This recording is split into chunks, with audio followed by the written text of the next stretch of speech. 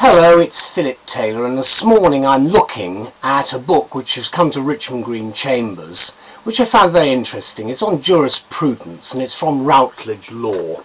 This book here, it's called Jurisprudence, Themes and Concepts.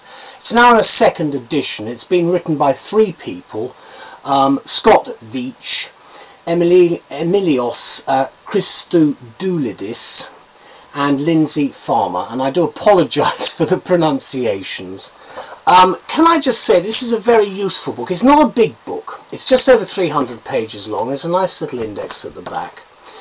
Do read the preface, because I think it's very important to get some idea of what this book is aimed at.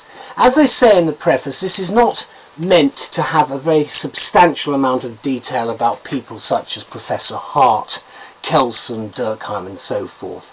But the main shape of the book, as they say here, is divided into three broad themes which are themselves linked and between general and advanced topics. And I think the balance is just right, as someone who teaches jurisprudence, to, quite frankly, a quite bored audience often, because we're dealing with philosophy and to a limited extent politics, and a lot of people are turned off. I do like the tutorials at the back. They're very helpful indeed, because this type of subject is not about case law really. It's about the views of people, and so you always have essay questions. You've got a fairly good structure within the book itself. You can see there it's narrative text. There are no footnotes to it, but what we have got are a whole range of extremely useful themes throughout the whole of the topics which you would actually select when you come to do your final revision.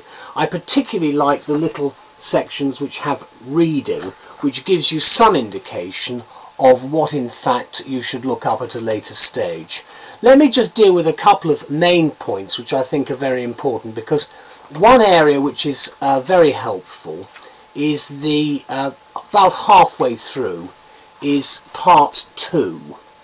Now, as you know, in the subject called jurisprudence, it also has the words legal reasoning, and that actually is very important, because again they start with the general themes, then they go on to the advanced themes, and the purpose behind it, with the small index for each of the chapter headings, you can see that one there, is to introduce the subject. In this case we're dealing, when we come to legal reasoning, with things like American realism, for instance, that sort of area.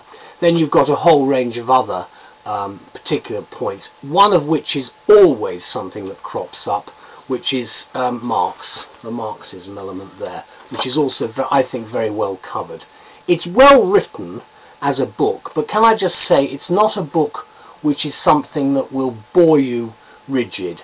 It's easy to read, and I think for what is on the market today, this is one book that will get you through the jurisprudence paper.